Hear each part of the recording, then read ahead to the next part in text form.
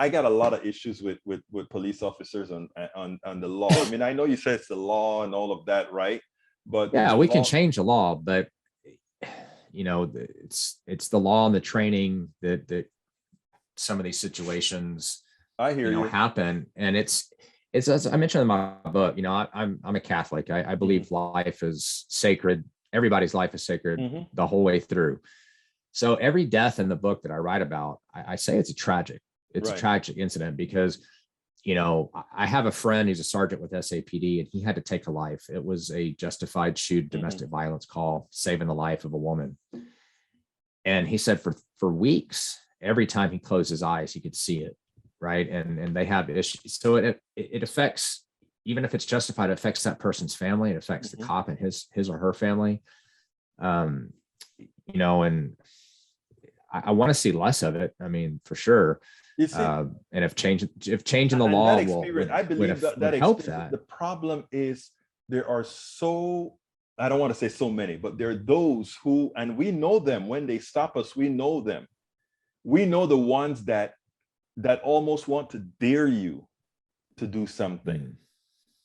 We know and we know them. And that's why I said, you're a nice guy. You're probably nice, good, conservative Texas guy. That's a good cop and all of that. I mean, fine. But not all of them are like you. Right. No, I know for sure. And I think the answer is better training, better pay, because when you pay them better, you're going to get better people, more qualified people, and they want to keep the job. They don't want because you can be much more selective at that point. And I understand. I mean, two of my nieces are half Black, and my wife is Mexican American. I grew up on the border, so pretty much 3/4 of my friends growing up were Mexican American, and so I kind of I get where all that's coming from. One thing I'll say real quick though, you mentioned putting your hands on the wheel real tightly. When I in my political science classes, if I have time, I show them the Chris Rock "How Not to Get Your Ass Beat by the Police." Have you ever seen that old skit from it? Because it's funny, but it's a lot of it is like dead on. And it's kind of sad that you have to do that. But I think everybody ought to watch the video. Listen, I tell you, you can also read my blog. Go to egbertowillies.com and read about the commendation, the one that I gave the commendation to the guy, because I followed the rules. I mean, I made, the cop was actually laughing at me because it's a young cop. This guy, I'm an old man. This guy was probably like 28 years old. And I'm like, "Yes, sir," holding the stuff. And he says, "Can I have your license?" And I'm like, "May I take my right hand, go to my back pocket and get that's all." And, and he's like, "Give me your license," but I was very methodical in the way I dealt with them. So I drove off, and then I drove back around, and I said, later on, I said, maybe I shouldn't have drive back around, but I drove back around. I said, "Hey man, can I take a picture with you?" And then he said, it was kind of strange. I'm like, look, no, I'm a KPFT guy and do a radio show and a blogger. I want to take a picture and talk about you. He's like, "Okay." And then I took it. I'm not sure. It may not have been you, but I remember seeing a picture after a traffic stop of a Black man and a cop, Black dude. It may have been something me. like that. It may have been. It was a while back, but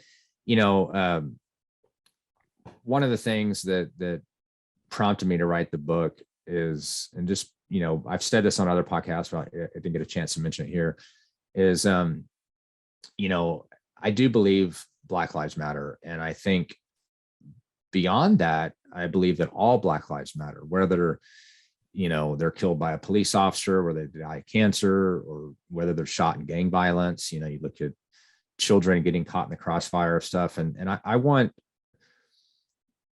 the communities to come together as best as possible to protect those kids and to protect the vast majority of African American men who are law-abiding citizens. Right? When you look at crime data, even if it is skewed, if you look at crime data, it's a very small percentage of Black men that commit any kind of crime. Very small, and they're usually between 16 and 25 or somewhere in that age range. And so I think that group definitely, something there needs to happen so that that's not the case, that less crime is happening, and that the relationships between communities of color and the police are better, more positive. And I think both sides have room to move, right? To come together a little bit more and have these kind of Are you a Republican conservative? I normally don't ask that, but I'm just curious. So you're a Republican conservative? Yeah, I'm a conservative. I don't really identify much with party, just because I think most politicians are kind of pieces of shit. We spend a lot of time deconstructing the news, trying to parse it into a form that everybody can understand. We try to find those little nitpicks where it flies above the fray, etc. If you really like these videos that we do, I want to ask a big favor. Please go ahead, number one, subscribe to our channel, and number two, please join if you can. Thank you so kindly for watching. Keep watching. Please remember to share. We must populate the entire internet with our progressive message, a message that we know is what most Americans say that they want. So help us, please join.